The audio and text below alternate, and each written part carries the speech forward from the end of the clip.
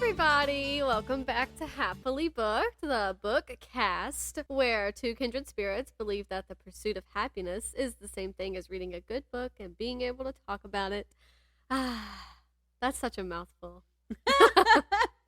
Did you notice how I said book cast? Yes, I did. I know when we were first trying to make our podcast here, with the legitimate term podcast, I kept saying, we need to call it a book cast. And every time I end up not saying book cast. Because, you have Bookstagram, Booktube, Book Talk, and we have a book cast. Right. So I'm going to try to do better. So, Becky, how's it going? Going great. How about you? Yeah, good. I'm exhausted. I'm just so tired. I slept really well. And I just woke up. And I ended up staying awake like I have been after Austin leaves for work. Mm-hmm. But I was just so sleepy. And so I brought a pillow downstairs. And he was like, so you're just going to take a nap downstairs? I was Doesn't like, everybody? Maybe. And I knew it looked funny because, I could just stay in bed.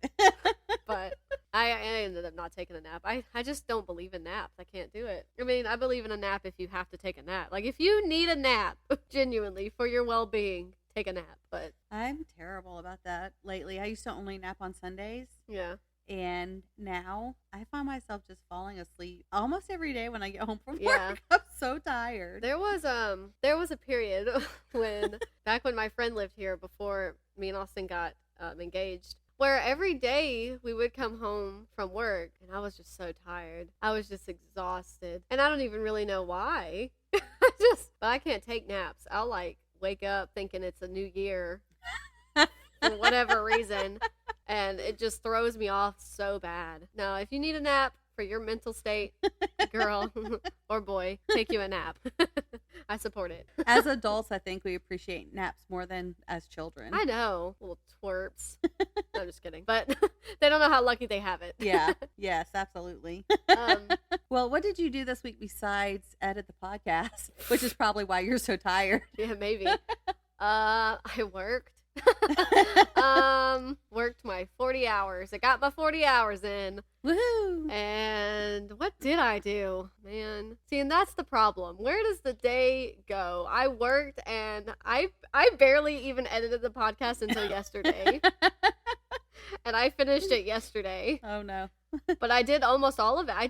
I had 12 minutes or so done, Tuesday after we recorded. But then I did not edit it again until yesterday. Oh, and I got good. all of it done. I kind of felt bad because it's here's poor Brooke. She has to work on the podcast all week. She doesn't have time to read. She doesn't have time to knit. I'm I feel so terrible. Really though, don't feel too bad because somehow, some way before the podcast, I still didn't have time to read or knit. And I don't know what I do with my time. I don't know. I don't understand it. But I really don't think I did much else. I think I just came home and would clean. Mm-hmm. Well, that's important. Yeah, it drives me nuts. And I think I cooked dinner, and then we watched Taskmaster with dinner. And then before you know it, it's 8 o'clock. I know that doesn't sound late at all. But we're old and we have to go to bed early because we get up early. Yeah. So I'd be tired, and I was already tired. So I don't know. I didn't get too much stuff done, which is fine. Yeah. It's fine. I did finish those scrunchies finally that I needed to finish. And the person who's buying them is going to come by our place of employment tomorrow and get them. So I need to take some pictures of them because here's something.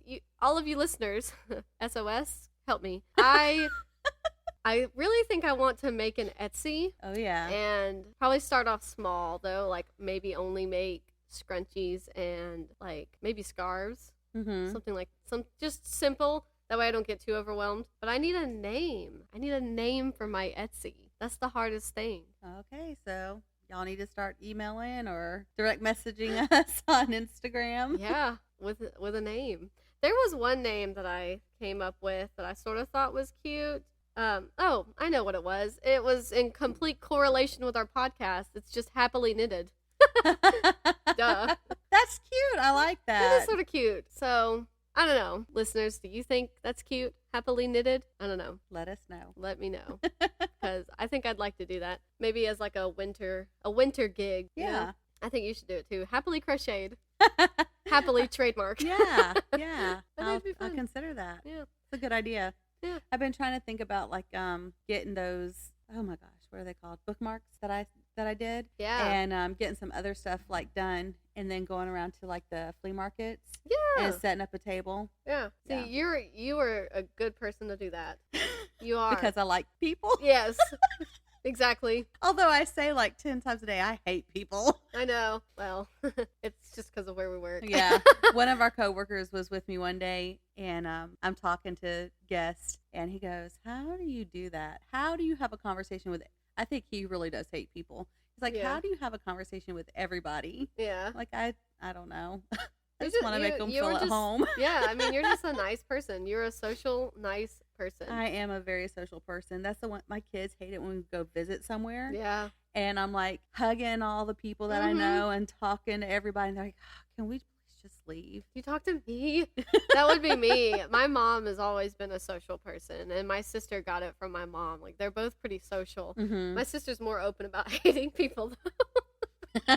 But, well, we have the same place of employment, so that's understandable. Right. People are gonna be like, people who don't actually know where we work are gonna be like, where do all of these people work at the same place? Where do they work? Yeah, they've always been so. I've always been the quiet one, always. Is your dad quiet? Like, is that He's one of his quiet, traits? and he's not really quiet. I guess I should say I'm antisocial, and I got the antisocialness from him. But in a social setting, he's a chatty Cathy, and he's perfectly Really? fine. Yeah, that's like Austin's dad. Austin's dad is so quiet. I mean, like, if it wasn't in a social setting and you met him, you might not barely hear a word out of him. But the second they like throw a little rendezvous, Mm-hmm. and you're there, he's having conversations with everybody about anything. It's funny. But yeah, no, I'm so antisocial. I try to do better about it, but it takes a lot. It takes a lot out of me to be a social person. That's why you're so tired when you get home. I know, because I have to be.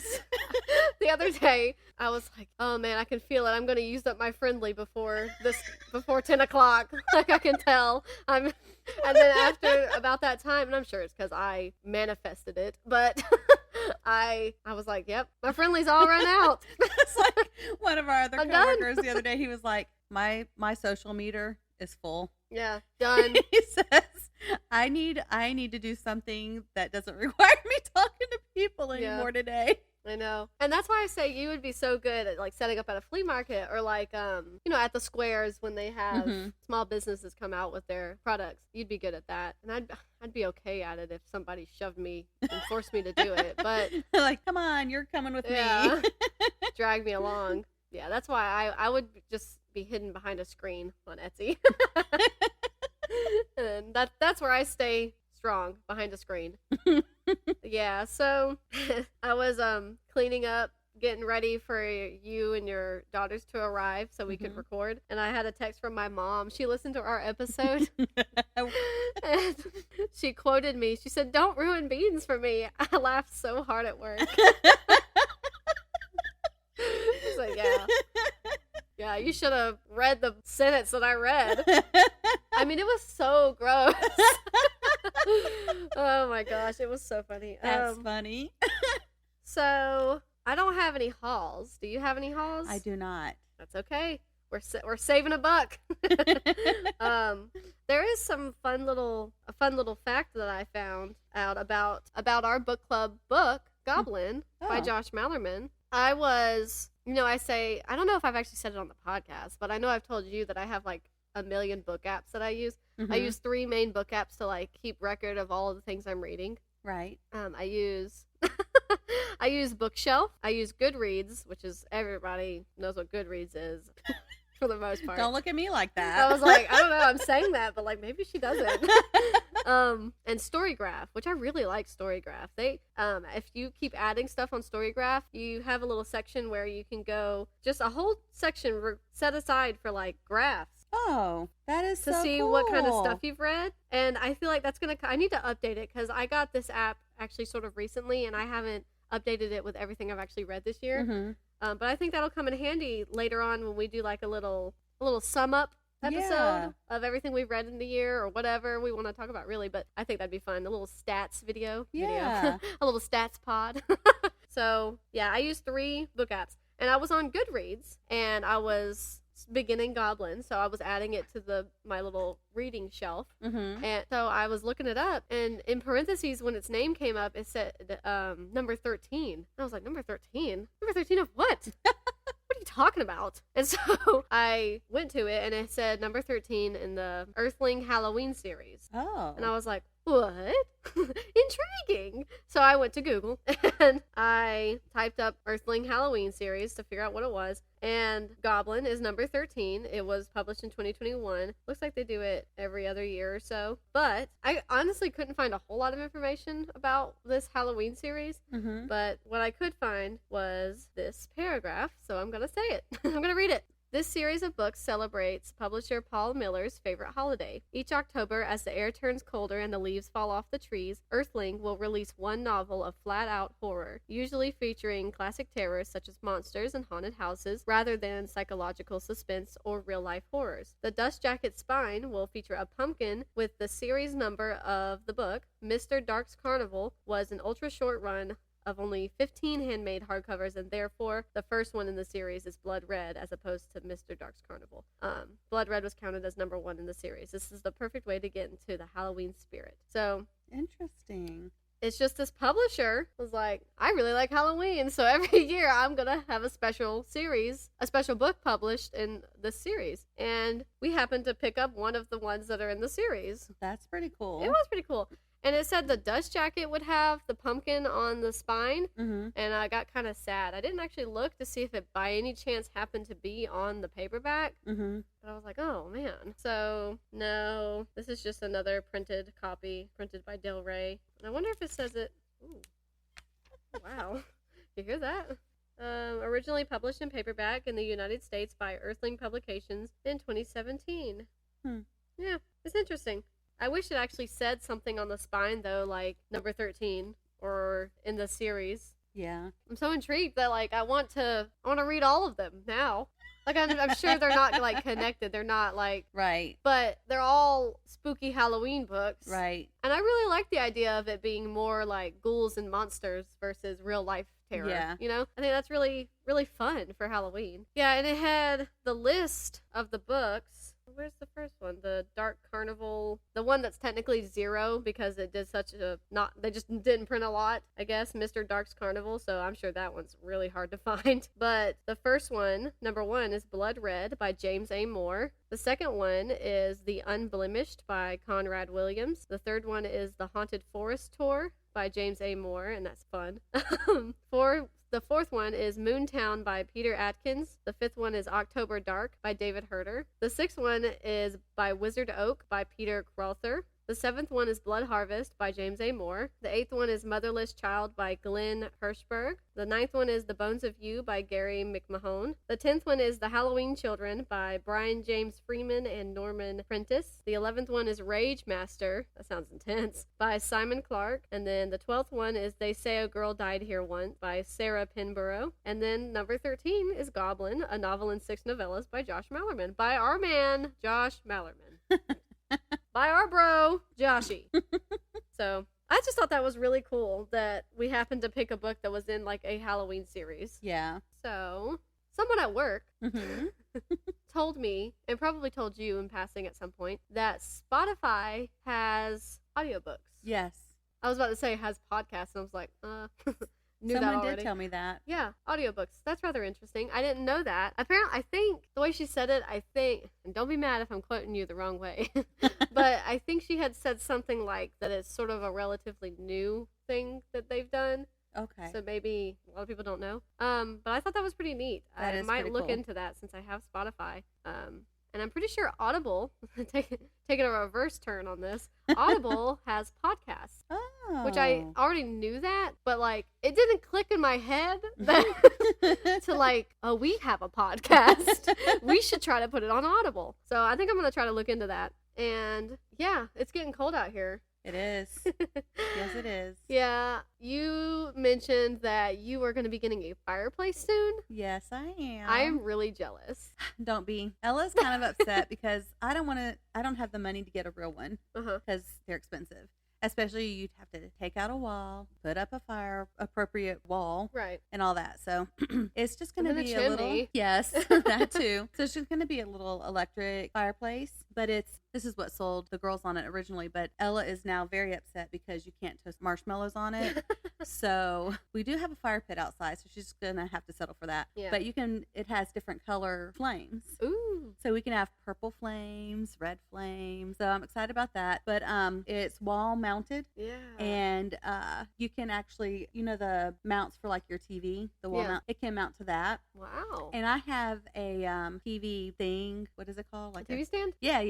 That someone gave me. And so I'm going to mount it to that. Mm-hmm. And then I'm going to build like a mantle around it, like a fake mantle. So it looks like it's real. Right. And then I'm going to get a TV and hang above it. That's exciting. Yeah, so I'm pretty excited. But we're still working on Ella's room. That's and okay. That's going to have to get done first, but we should be done very soon with that. And then I also want to wait till I get closed on my property so that I don't spend any money that I might need for closing. Right. And that way I can go in there and know exactly how much I have to spend. Right. So that if I can get the fireplace and the TV at the same time, that'd be cool. And if not, then I'll wait on the TV. But we're definitely getting a fireplace by the end of the month. That's so cool. Yeah, Priorities. so excited. Yeah. You got to do things when you can. Yeah. No, any progress is still progress. Yep. By the time I'm done saying this, people are gonna be like, Brooke, you're really ungrateful. But I don't mean it in an ungrateful way. When Austin was looking for houses, we drove all around Georgia looking for houses. That was one of the most fun things we would do. Let's go around and look at houses. When we were looking for houses, he asked me what I would really like in a house. And I was like, well, my two main factors that I would really love in a house is a fireplace and a really long, secluded driveway. And I know people who have no idea who I am. Strike two. Don't know where I live, but we have a long driveway. Yes. It's not super long, but it's still long. Like, Yeah. I don't want to walk down there. Right. It's long enough to make me lazy. But it's not secluded. No. But I really, really would like to plant some big trees Yes. around the front and then some around the driveway to make it secluded. But I would have to buy already grown trees. Right. Because they're It probably... takes a while for them to grow. I'll probably die before they're gigantic. You That's won't why die. It only takes like 5 or 10 years. feels like I'm gonna die before they're huge. But we also don't have a fireplace. And it's fine. Like, it's fine. I know it. I sound like an ungrateful little turd. But I love our house. Our house is great. It is great. Ella keeps saying she's going to steal it from me. Yeah, you know what she can have? The ants. We live in a log cabin.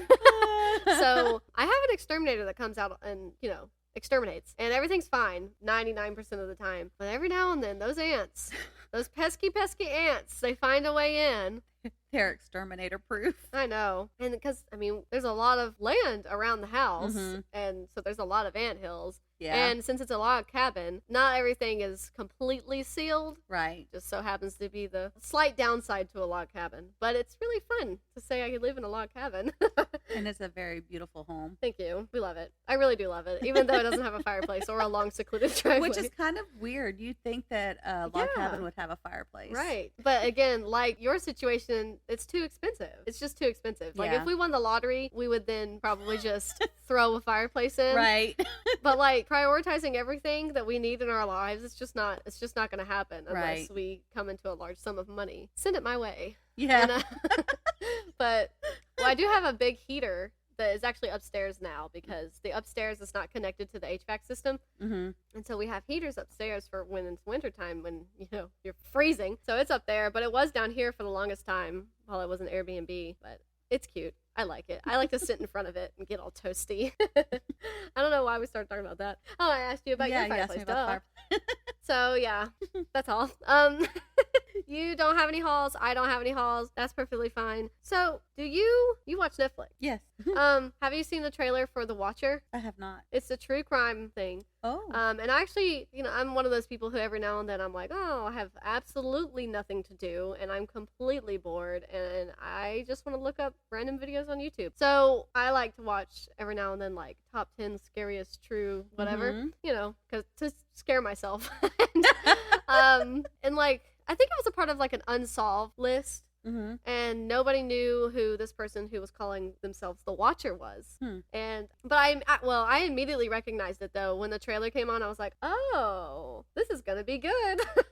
But it's about like this couple moves into this neighborhood, and all of a sudden they start getting these really weird random messages from somebody saying that like, welcome to the neighborhood, I'm the Watcher. And like they watch them, and I don't really remember from the actual the YouTube videos. I don't remember exactly what happens.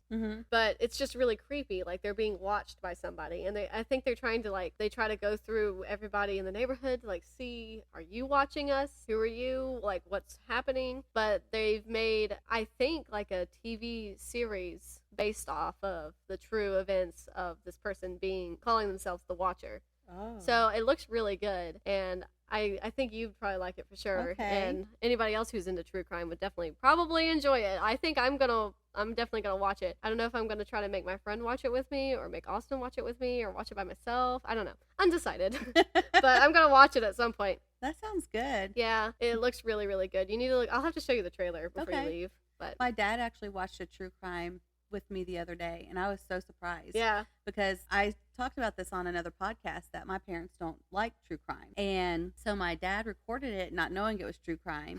And he said, well, it looks really interesting anyway. And my mom was like, well, I'm leaving.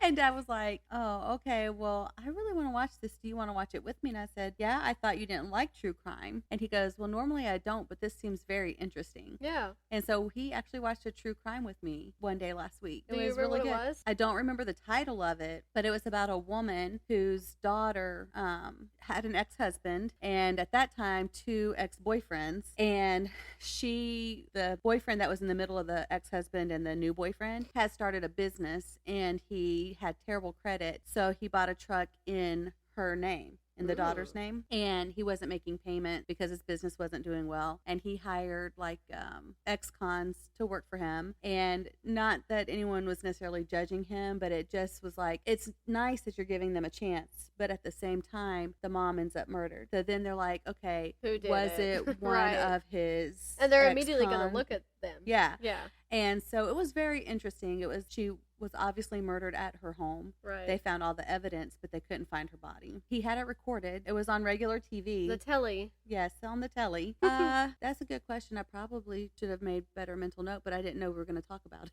Yeah. It's okay. But she was a Christian, and that was another thing. She was widowed, and so she went on to, I think it was Tinder. Oh. And of all the apps. I know. And I was thinking, this is not good. Yeah. And she went on a date, and then she didn't really click with him. He seemed like weird. Like all of a sudden on the first date, he was talking about getting married, and she's like, okay. Let's put some pause on that. And she was at church, and she turned around, and he was sitting there. Yeah.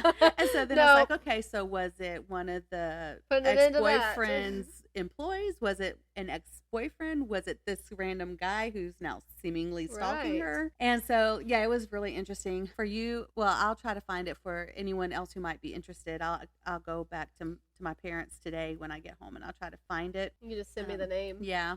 And maybe we'll talk about it on the podcast again next week for anyone who's like, oh, that sounds interesting. Yeah, I can. If you send me the name, I'll try to write it down and make sure I put it in the show notes anyway. Okay. And then we can verbally say the name again next episode. That sounds really good, though. That sounds, it was good. Man. I like true crime, so yeah, it was good. And it wasn't spooky like some of the true crime that I watched. Like the reason why I quit watching a lot of crime was I watched this, and I don't even remember which TV series this was, but there was like this old man who was really friendly to everyone in the neighborhood. The neighborhood kids would come over, and he'd have them do stuff to help him out, and he'd pay them, I think, I remember. And he was just really nice. And there was these group of kids, kind of like gangish. They weren't really nice. Yeah. And so one of the kids in the neighborhood was trying to join this gang, and they had gone to this old man's house before. And so they wanted him to kill the old man to initiate into the gang or something. And how they killed this poor old man who was so friendly was terrible. And I thought, geez, you can't even be nice to people. You can't even be nice to kids.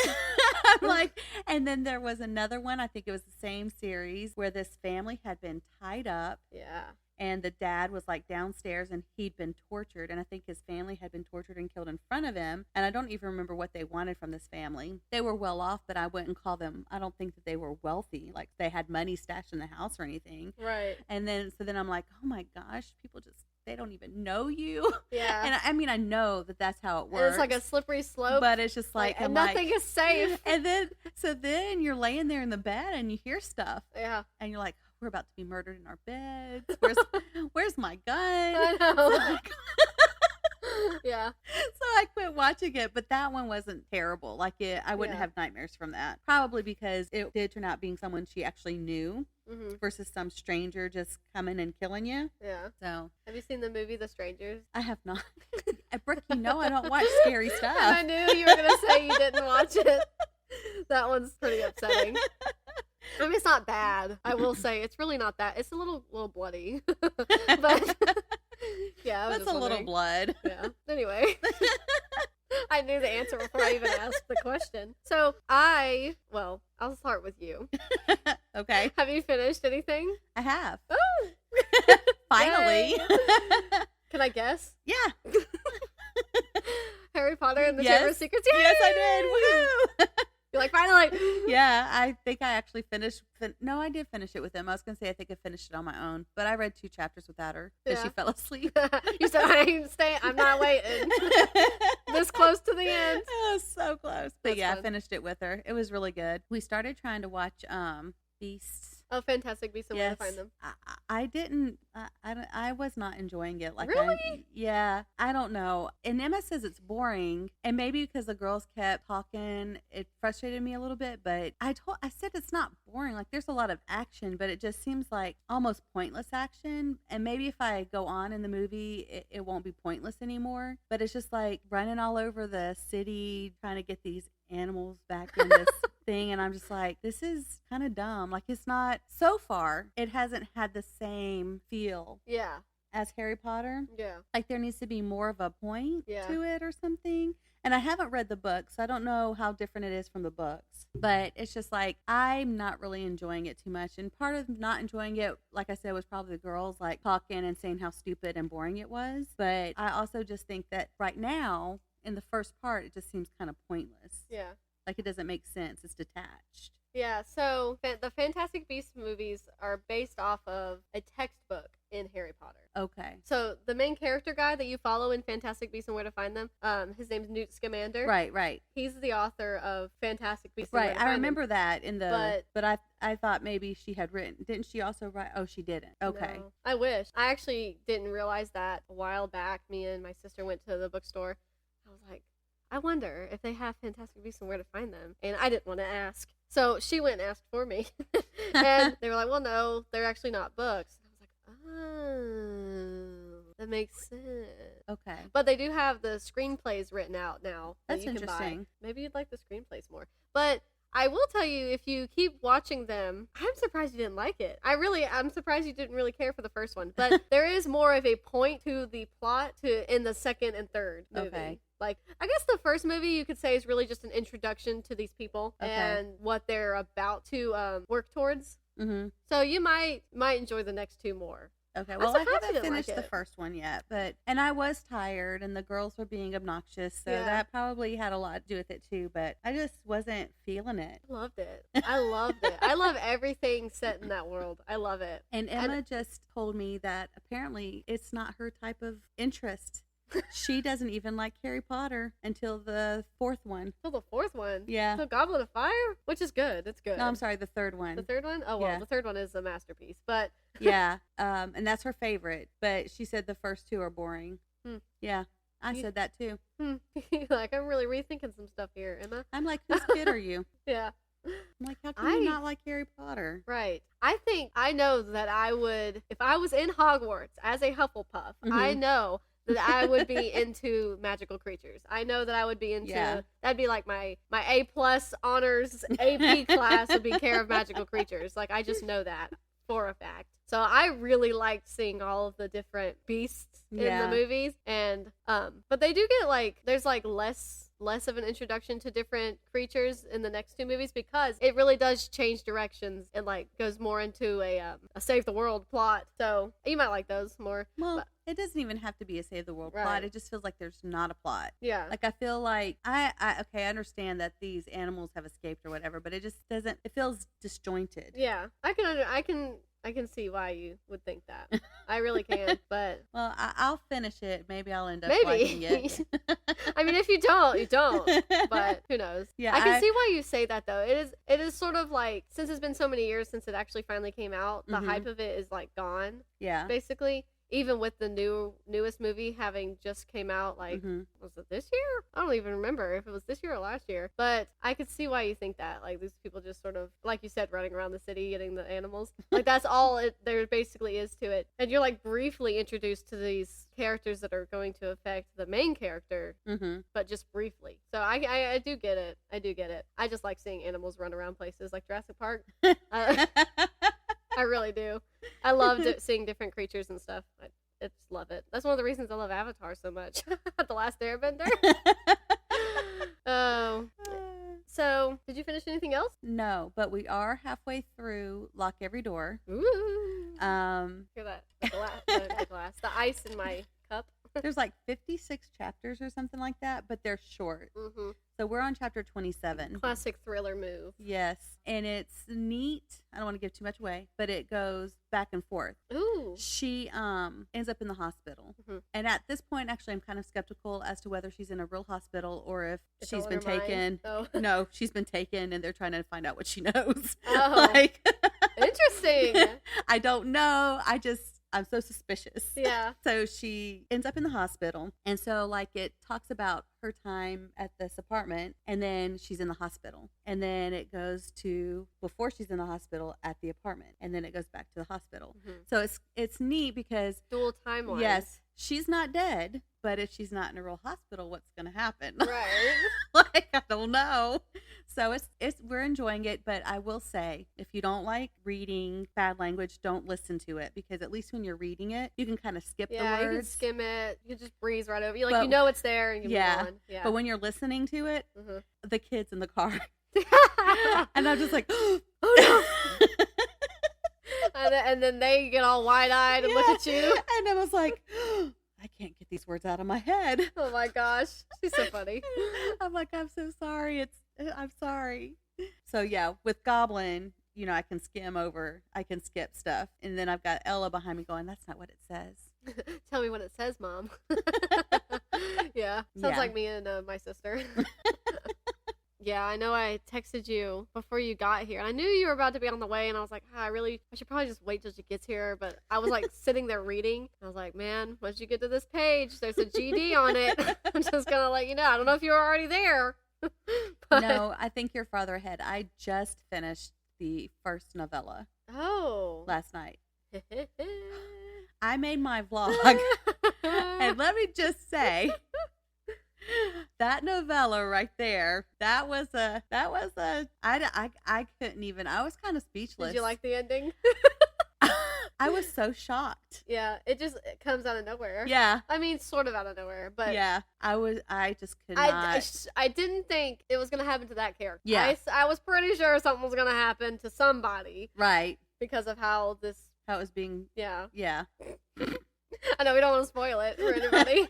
I was so shocked. And I can't even say why I was shocked because no, I don't know how many people have actually started it or where they are in the book or anything. So I don't want to say anything until our last show. But I did vlog about it. I was shocked. Man, so I'm having a hard time vlogging because I went to my Jeep at work on break, and like that's when I started my vlog. And then I was like, okay, I'll do this again at home. And that was like 5 days ago, and I hadn't done it until this morning. I've done 3. I've got 3 little videos. Yeah. And they're not very long, but I feel like I look terrible in them, and I'm like, people are going to judge how I look. Yeah, no, I understand, because I looked rough this morning, and I was like, well, I need to vlog while I read this a little bit, and I was like, no, I can't do that until I take a shower. I can't be looking like the way I do right now. I understand. So, like, my hair's all clean. And then I started vlogging, and I will say, because I hadn't vlogged since, I was starting off with like a 15-minute video. Just talking. And then my phone was like, oh, can't record anymore. No more storage. And I was like, pardon me? Pardonne? Yeah. And so then I went and deleted a lot of old videos that I don't need. Well, actually, they're not old. They were just at the Drift event, but like I already sent them to Austin for his footage. Mm-hmm. So I just went ahead and deleted them. And I was like, oh, surely I deleted so many videos that I can take another one. So I sat down and started doing it again. Just carrying on immediately from the last one. And I got like maybe 1 minute in. It was like, okay, nope, can't record. So I don't know what I'm going to do. Austin's like, you just got to keep deleting stuff. And I'm like, but I don't want to. I don't want to delete all this stuff off my phone. I don't know. Now I understand why like YouTubers have actual cameras. Right. And we do have a GoPro. So maybe I'll use his GoPro. I'll record on top of his drift videos. I was just kidding. I don't even think that's possible. Yeah, so my vlogging experience is going pretty shabby at the moment. So we'll see. I just started the third novella though. Okay. I'm going to read the second one. I think I'm going to be able to read all of the second one today. Because they're kind of short. You might like the second one. Okay. You might like the second one. I mean, it's not as bad as the first one. That's what I was going to say. Is it scarier than the first one? It's got some good creepy vibes, but it's not too intense or anything. And it's nothing like the car in the first one. There's nothing like that in it, so that's good. Yeah, I started the third one, and I really like the third one so far. And if it goes the way that I predict it's going to go, I'm going to like it even more. Stares off into the distance like a serial killer. I know, I don't want to spoil it for anybody on here, but in the vlog, I was like, this person dies, and this person dies, and this is wild. Because at that point, I mean, yeah, it's going to be out there. Right. You're going to either have read it and be interested in the vlog, or you won't have you're read paying it for Patreon, right. So... Right. Yeah, I'm liking it a lot too so far. And I've decided that I think I'm going to rate each of the stories and then maybe use those and average it out at the end and that's the book rating that I'm going to give it. Right. I have a lot of stickies that I'm using. I don't know if you've noticed. Would you like to know my system? Yeah, I'd love to. I was looking at that earlier. I was like, man, she's already... Okay, so my system is for red, it's going to be like anything that's gory and nasty. So don't mind this lovely setup. Hot pink, that one, is going to be anything like that's sexual. Okay.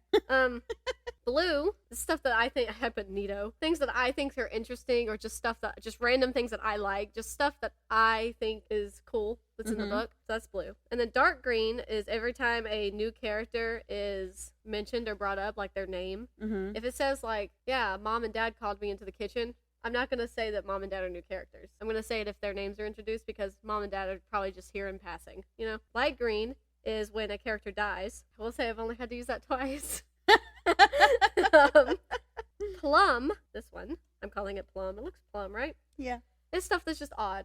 Just anything that I think is just odd. And the story-wise, why he wrote it like that wise, just anything that I think's odd. Indigo, I get a kick out of this one, is every time a character says the word goblin.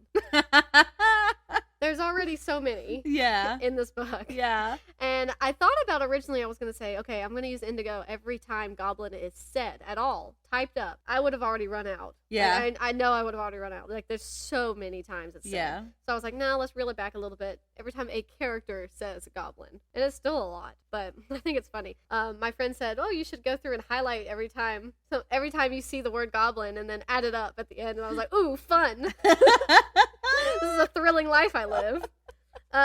Yellow is when something comes up and I realize that it's tied to the previous story. So, you know, I like seeing how they're tied together. The pale pink is just references, miscellaneous, whatever. Like, it's no spoiler. So I've only used the light pink for a reference to something else that's in the story that I find interesting one time. And this is just a guess. But one of the characters' name is Carol. And I was like, Carol?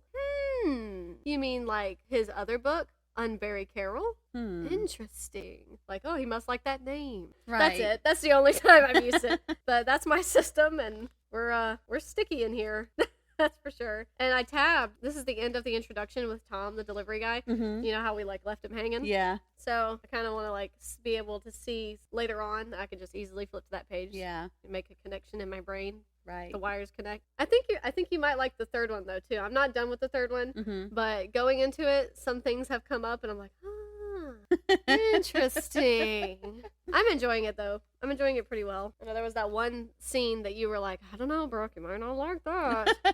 I'm like, well, you're right. But it was not even as intense as I thought.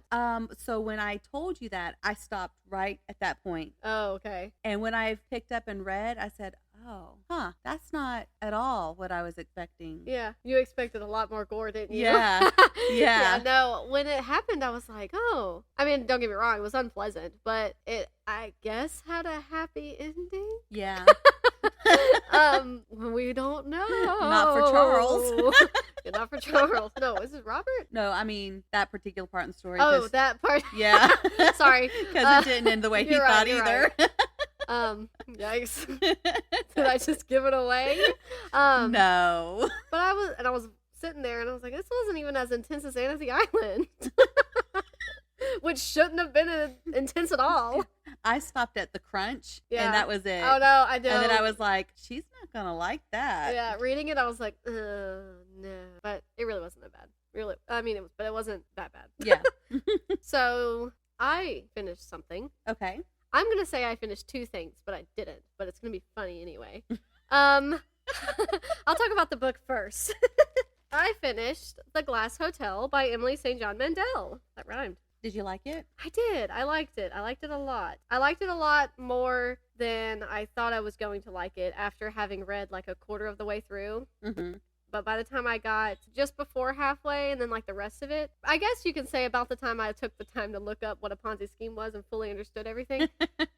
But by then I was like, oh, this is actually really good. I think though, it's good. And her writing in it is fantastic, and it's just about as good as Station 11 in some ways. But in my mind, just because of what I prefer, it's not as good as Station 11. Mm-hmm. But it's still a 5-star for me. Like, The Glass Hotel was still very, very good. And, you know, the way she weaves these people together, it's amazing. You've got to read Station 11, Becky. You have got to read it. Every time I think about it, I'm like, I just need to read it again. I just need to pick it up right now and start reading it. And I was sort of thinking, you know, you had told me that since these are all short story collections, it's like almost like an anthology series, but they're all tied together, and you were telling me how you think they're going to be connected, and they don't realize it and things like that, which, yes, is true, and I like it. But, like, the way that she connects people is, like, different than the way this is connected. And I have a hard time of thinking of how to explain that. Mm-hmm. Without giving stuff away? Well, no, just forming words. Oh. Forming words is... That's it. But when I think about it, when I read Station 11 and then when I read The Glass Hotel, I'm like, the way these people are woven together, it, like, makes you long for human interaction. Mm-hmm. Which is weird to say because you're like, how's that? What? But it does. It just makes you, it's almost like every time you read about a group of people in one of her books, you're like almost bittersweet, and it's melancholy a little bit. It makes you appreciate life, I guess, basically. And it makes you want to connect with other people. Mm-hmm. So they're connected in a way they don't realize. These people in Goblin are also connected in a way they don't realize, but it's different. It's a different way, you know? But I think it's really fun. And The Glass Hotel, yeah, it was really good. I liked it a lot. It ended very, very well. It was all like wrapped up in a bow, put under the tree, done. Like, it was just really nice. It was good. It was a good way to everything got answered, everything rounded out in the end. It was good. Good. So, you need to read Station 11. Heard. So the second thing I'm going to say I finished, but I didn't, was My Best Friend's Exorcism. Oh. By Grady Hendrix. And I'm going to say I finished it. I mean, I have finished this book. I've read this book. I read it in like 2019 or something, and I really liked it. It was really good. Just a really good horror book, and without being too scary, I think. But it's a really good horror book, and I love the cover. I think the cover's amazing. It looks like an old VHS tape. It has my heart. It does. It's amazing, and like a 1980s VHS tape. Yeah, it's a horror set in the 80s. I don't know if that's obvious by her hair, but it's a good book. So just a few days ago, Amazon Prime released their movie adaptation of My Best Friend's Exorcism. Oh. So my friend was going to come over Saturday, and we tend to just watch stuff together. Typically movies, sometimes TV shows, whatever. And I sent her the trailer, and I was like, look, you don't have to watch it if you don't want to watch it, but I read this book a while back, and I wanted it to be a movie, and now it's a movie, and we should watch it. That's my argument. And she's like, oh yeah, that's fine, we can watch it. I'm like, okay, cool. So she comes over, and we actually watch an episode of American Horror Stories. We've never watched American Horror Stories. We like American Horror Story, right? But their spin-off show, American Horror Stories. I sort of think they should have picked a different name, right? But it was good. We watched the first episode, and that was pretty good, pretty graphic. And that show's graphic. Have you ever watched American Horror Story? I don't think you should. Yeah, but I like American Horror Story. You could probably watch. There's a couple seasons that you could probably watch. I would still not say let your children watch it. Yeah. Don't. But yeah, we like American Horror Story a lot. And so we watched the first episode of Stories, and it was pretty good. And then we ate dinner, and then after dinner, we started watching My Best Friend's Exorcism. And it was pretty good. It was a lot funnier than I anticipated. I know when I first watched the trailer, I was like, oh, this looks like they turned it into a comedy. Like, the book was like pretty much horror, just pretty much straight up horror, maybe a few funny moments, but like it was a horror book. Right. So when I saw the trailer, I was like, oh, I hope it's like still scary though. Like I hope it's still a scary movie. Right. Because that's why I read it, because I wanted to read a scary book, and now I want to see the scary movie. And it was still pretty good though. It was not that scary, which we both liked, and it was funny, which we both liked. It was a little graphic with like, there was a lot of projectile vomiting. Like a 1980s horror. Yeah. So, I mean, it was good. And honestly, with the projectile vomiting, it still wasn't even like gross, like, because the effects were a little on the cheaper side. So you could you knew it was an effect, but like you didn't mind watching it still. So it was still pretty good. So they tried to go old school, I guess so. B-movie. And they did pretty good. I liked it. I think it's a pretty decent adaptation from the book. The downside to always making a movie as an adaptation as opposed to like a TV show is like you have to cram everything in the movie. Yeah. As opposed to spacing it out in between episodes. So it sort of was like a little rushed, I guess you could say. But that's just my point, having read the book over at least a week. So that's a little biased. But it was pretty good. So I didn't actually finish another book. I finished that movie though. But I wanted to just talk about that. I know a lot of people were interested in it, so give it a go. If you like horror. Yeah. My mom sent me some emails. She had me cracking up. She started listening to our podcast, so she sends me this email. Just listening to the second podcast. More yarn in my house. I'll need to build on. And then she sent me this email, and Emma goes, why is she emailing you? And I said, she's probably on the computer. Yeah. And she's listening to it, like, versus texting me. She's just already there, so she emailed me. So then she says, Becky, the first book is about how Amelia meets the Emersons and Evelyn. I could have told you that, but I didn't hear until much later. Sorry. Okay, I know what the first book is about. Yeah.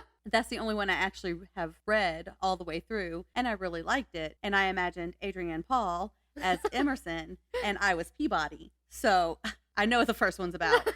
And I remember the kiss in the cave because I imagined Adrienne Paul kissing me.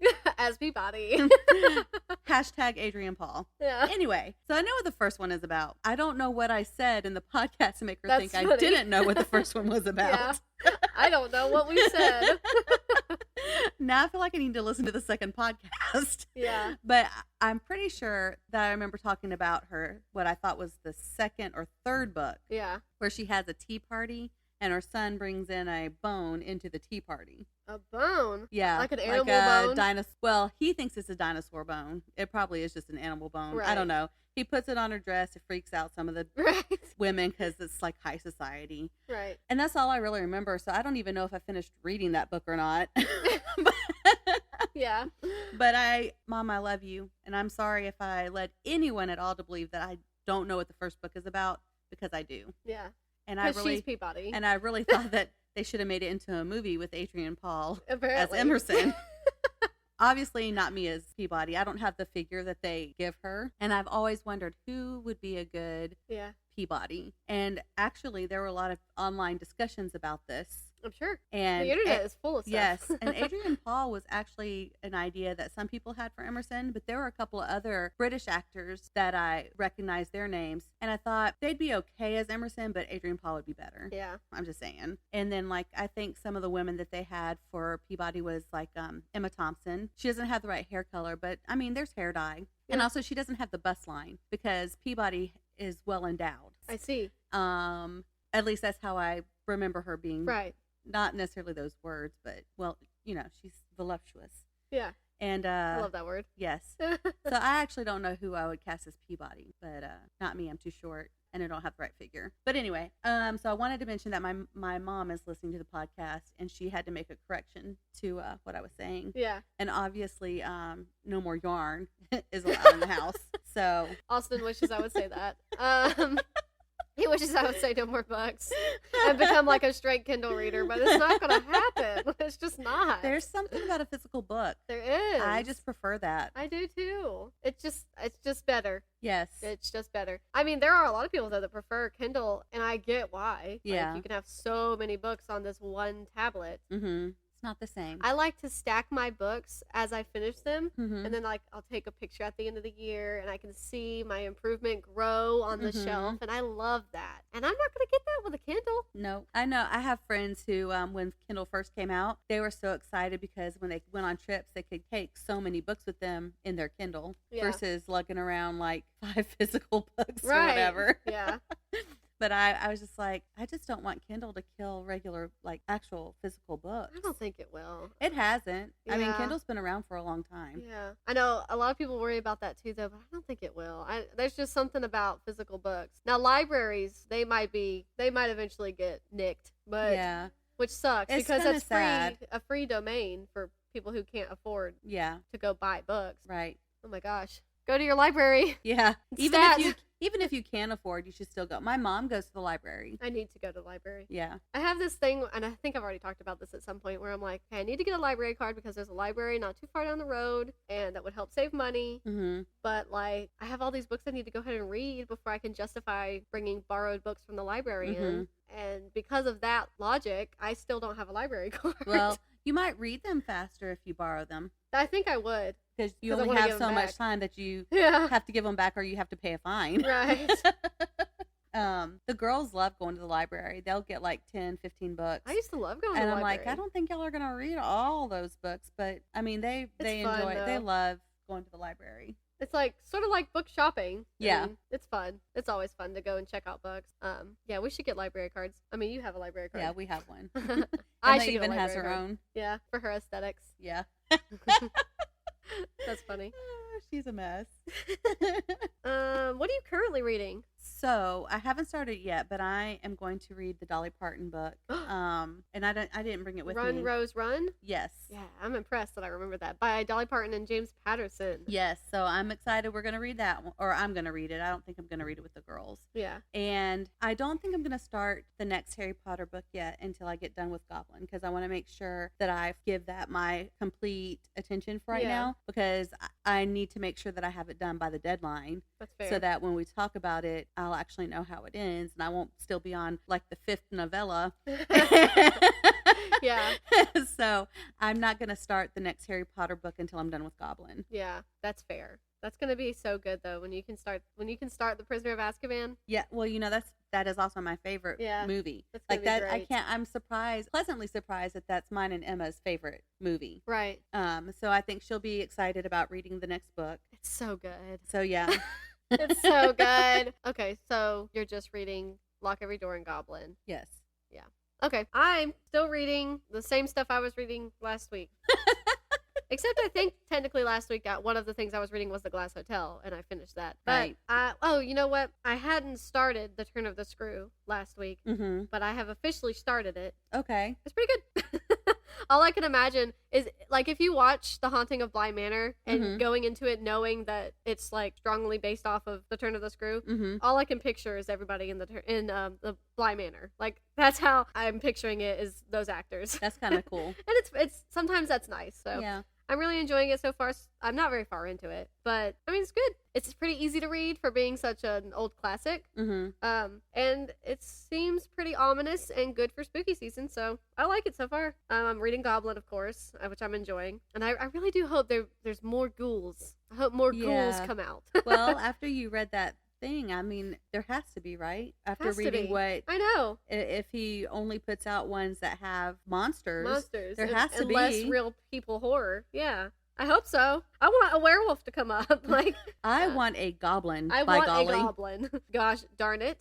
I'm also still listening to The Sandman by Neil Gaiman on Audible. The audiobook adaptation of the graphic novels by Neil Gaiman. I just said a lot of words just then.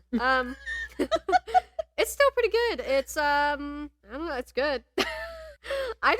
This is the down part of me personally listening to audiobook, because if I can't physically read the words and look at it, sometimes it just goes right out of my head. Yeah. Like, I'll be enjoying it and I'll be understanding what's going on, but then afterwards, I barely know what happened. I just know I liked it. So I think I was a little off on my little rough sum up of what Sandman was about in the other episode. But so far, if I can horribly sum it up again, I'm going to end up getting this is going to be a thing with our podcast. Like, Brooke cannot sum books. And she talks too much. But you're following the Sandman. Like, the first chunk of the story is he gets abducted basically on accident. Oh. The people who they're mages, and they're trying to summon death, the entity of death. Oh, wow. To harness death's power. But on accident, they get the entity of dream, which is, he's the Sandman. He has 4 names. So it follows, the story goes from there, and it's really interesting to follow. There's some, everything I read, you shouldn't let your children read, apparently. Yeah. But it's, for the most part, it's fine. There's some strong language every now and then, but there's one specific chapter called 24 Hours, and it's graphic. It gets graphic violently, and it gets graphic sexually. Oh. So I would steer clear of that one. Heard. Of the chapter 24 Hours if you listen with your children. You do you, but I would not do that. But it's really good. It's got some big name actors are some of the cast. Yeah, and even when you look it up, I think even under Audible, under the title's details, it says this is not for kids. This is for mature audiences. Just like the original graphic novels. So apparently the graphic novels are also not children appropriate. But I think one of the biggest names that's in this audiobook is James McAvoy. I think he's the Sandman. He's narrating the Sandman's role. And it's pretty cool. I like James McAvoy. Everybody likes James McAvoy.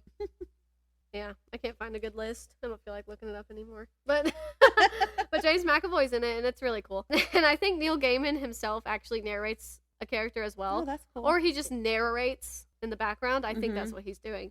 It's pretty fun. It's a good time. But yeah, don't listen to it with your kids. Heard. So, last week, because our coworker who has that book that he wants us to read, which, by the way, if you're listening, you still haven't texted me the name of the book so I can read it. I'm just saying. He made me a name tag that says future podcaster on it. Yeah. And so I have people ask me about it every once in a while. So last week I was talking to a guest and they saw that my name tag said future podcaster. So they asked me about, what kind of podcast you want to do? And I said, well, actually we already have a podcast and it's about books, blah, blah, blah. He said, what's it called? And I told him, Happily Booked. He goes, I just followed you. And I was like, I hope you like it. So that was cool. And if he's listening, that'd be cool too. Yes, welcome. So exciting. And the same day, another guest saw it and she asked me, her husband might have asked me, because the family was together and they were traveling to a book venue. Really? Because she's a writer. Yeah. And I said, do you have a card? And she did. Her name is Dawn Camp. And Emma looked up her website, and I believe, based on the titles of the books, that they are faith-based books. Yeah. So if there's anyone out there who likes to read faith-based books, you might want to check out Dawn Camp. I haven't read any of her books, but it's dawncamp.com. And she gave me this card, and it looks like a little library checkout Yeah, thing. I And almost it's so forgot neat. that you got that because when it was sitting there, and I was like, "She about to show me her library card?"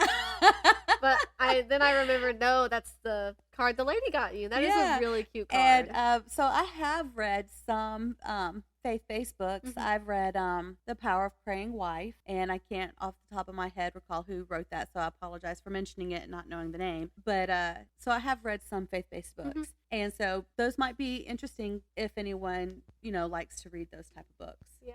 Are they like, do you think they're nonfiction? I don't know. It's so the first one is called The Beauty of Grace. The second one is called The Gift of Friendship. Then there's The Heart of Marriage, and then With Love, Mom. It All Began in a Garden, and I'm not gonna lie, that's the one that made me think they were faith-based. My Essential Oil Companion is the last one the most recent one that she's written. Okay. So, and I think they might be nonfiction. I don't know. Right. Because I haven't read them. Right. I mean, she might have told me when we were talking, but I don't remember. Yeah, we see so many people. And whatever it is, though, she's getting ready to write some books that are opposite style of this. Like, if it's nonfiction, she's getting ready to write fiction, and if they're fiction, she's getting ready to write nonfiction. That's exciting. So yeah, so I thought I'd mention that too because she mentioned it to me. So, and if she also followed our podcast and is listening, then I want her to know that I didn't just like throw her card away, like lie in passing. Oh, that that's cool, and like not even talk about her. We think it's cool. Yeah, totally cool that I met an actual author. Right. Even if I haven't read her books. Even if you are technically an author. Yeah. I didn't tell her that. But I guess if she listens to the podcast in order, she'll know that before she listens to this one. Although I am actually, the book that I'm writing is not one of my other type books. It actually is faith-based. Yeah. But I need to write. But I have other stories that are not faith-based that I need to rewrite. And once I get things kind of settled with the house and get everything kind of where I want it, I'm going to use the Kindle app and start rewriting them. Because like I told you before, I only had the first book written, but I had a whole 3-book series in my head. Like, I knew how the series were going to go. Yeah. So I would like to do that. Yeah. I like that our coworker messaged us yesterday, because she's working on her book, creating her own fantasy series, I think. Yeah. She wants to make it a series, and she finally thinks she picked a name for her character that she really likes. Right. And that was just so nice. I thought it was really nice she shared it with us. Yeah, that was cool. And it so makes cool. me I want to write so many things. Right. Sorry, I don't mean to talk over you. I'm getting a little excited. No, you're not talking over me. I feel like I did that earlier. I don't know. I don't think that either one of us care. Yeah, I didn't even notice if you did. Sometimes I feel like I do that though, and I notice, and I need to pop my hands. But one of the things that I want to write all sorts of different kinds of books. Like, I would like to have a book in every genre, preferably. Yeah. And I want to make a fantasy series, which is funny that she is telling us everything, because I'm like, we always have so much in common when we don't realize it. Right. Because I also want to make a fantasy series that involves dragons. Right. And it's really funny. And her plot is cool. Yeah. Like, when she gets it written, I want to read it. Yeah, no, I'm going to read it. Whenever they're finally out there, once they're written and done, I'm going to buy her books. But with my fantasy series that I really want to write, I want to create a language within it. Yeah. And I already had started the language, and oddly enough, it's easier than you think. Really? Because I always thought, man, that would be cool. I also have thought, it'd be neat to make up your own language, but then I thought, I'm not smart enough to do that. You would think that, and I thought that. But then all you got to do is really just Google some stuff and just think about what you want it to be, and it's that. It's kind of funny. Which sounds so but it really is. That's all it is. It's your fictional novel with your fictional language. The girls have Duolingo, and I used it first. I like Duolingo. I'm pretty sure I remember that Klingon is a language you can learn. And wouldn't it be neat if you made your own language and it made it to Duolingo? I know, right? They should have a fantasy language section. They should. But yeah, and it made me think of that, and you talking about how you want to write more and need to write more. It just makes me want to write more.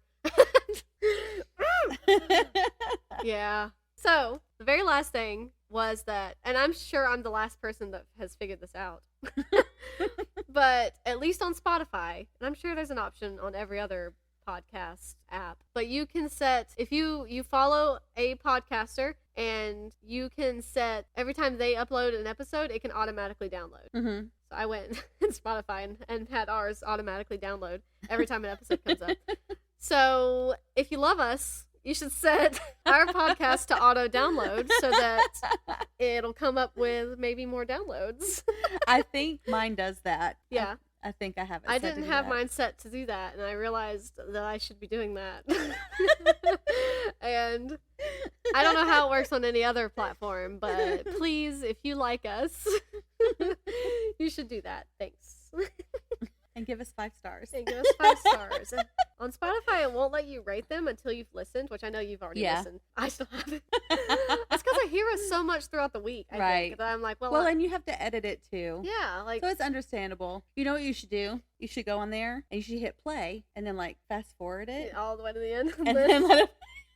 I really should just listen to them though, because like you said, that's one of the reasons you listen to them is so that you can remember what you said last week. Right. I'm like, that's a great idea. Because even though I've sat and listened through it all throughout the week editing, I might spend so much time in one section editing that I've forgotten what we've already said near the beginning. Like, because I've just focused so much on everything else, so it's already out of my brain. Right. Yeah, so I really should listen to our podcast also. But if you love us at all, that'd be great. Thanks. Oh my goodness. Also, by the time you hear this, you will not be able to send in anything for Goblin anymore. That's right. That's that. What's done is done, and I hate it for you. I do. I hate it for you. If you're interested in us recommending you any books, or honestly, if you want to just ask us about TV shows or movies, that's fine with me too. But I always have the urge to recommend books, and no, I don't have anybody to recommend books to. And now she does. And now I do. So if you're interested, send us an email, a message on Instagram. I haven't checked our email. I don't even have it on my phone. Have we gotten any emails from anybody? No. Guys. That's so sad. They're waiting till the last minute. Right. And so send us book recommendation requests to our email, preferably our email. You can send it on Instagram, Facebook, but preferably the email so it's all in one spot. And if you're interested in a Q&A, we're interested in a Q&A. Yeah. But we've not gotten any Q's to A, so yeah, we need the Q's. And she already ruined it for anyone who was going to ask what her favorite color is. I know. I mean, that's already out in the open. It's blue. Oh my gosh. And that's my favorite color too. And when you said that, I was like, something else we have in common. And yeah, now you guys can't ask me that one, but you know, feel free to ask us anything else. Anything else. If we think it's inappropriate, we will not answer it. Yes. Also, if you happen to be messaging us on Instagram and are like, why isn't she responding? I keep getting these random requests, which it might not be real people, so you never know. And that's why maybe I can't find it. But then I go in and I can't find it. So I'm not trying to ignore you. Maybe stick with the email. Yeah. But if you're not a real person who's sending you a message, then that's probably why it's not popping up. But I don't know. Yeah, we need Q&As and we need book recommendation requests. I think it'd be really fun. So give it to us. Yes. All right, you guys. So I haven't done this in a couple of episodes, so I want to thank everyone who listens. We obviously want more people to listen. We really want this to be our job. Point blank period. I mean, we want to focus on this and homesteading. Like I know that Brooke hasn't really started hers yet, but that's something she wants to do. So I do want to, like, if anybody can think of a good Etsy name for a knitting profile, let me know. I mean, I love my job. I love my coworkers. Oh, I love my coworkers. But there's something about working for yourself, making your own hours, doing your own thing. That's really appealing to me. So we want to thank those of you who are helping us to embark on this career change, what we hope is a career change. And so we have so many ideas for helping generate money for the podcast for us so that this can be our job. And so I just want to thank you, to the people in Europe. That's awesome. Yeah, really. The person in Mexico. Yeah. That's awesome. And for all non-friend and family members, people in New York, people in Texas, California. Although that might be a friend. I know, I haven't asked the person who I think it might be. So if it's you, you know that's who we're talking about right now. But if it's not, thank you.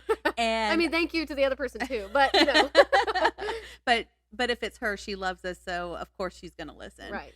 And yeah, the people in California, I mean, anyone who's listening anywhere who's not friend or family, I mean, we appreciate friend and family, but we know that what led you to listen in the first place is because you love us. Right. The people who are listening who don't love us, hopefully they will.